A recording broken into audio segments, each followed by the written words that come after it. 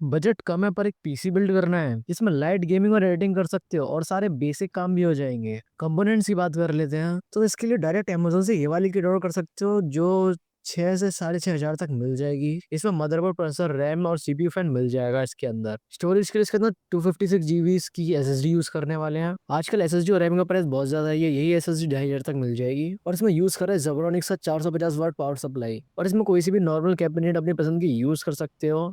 हमने ये वाली कैबिनेट से उस पीसी का प्राइस सेट किया है और इस सबका टोटल प्राइस 10 से 11 हजार के बीच में आ जाएगा। डिपेंड करता है आप कौन सी कैबिनेट चूज करते हो। और अगर आप इसमें फ्यूचर में ग्राफिक कार्ड ऐड कर लेते हो तो और भी काफी अच्छा इसको यूज कर सकते हो। इस बजट में सबसे बेस्ट पीसी बिल्ड होने वाला ही है।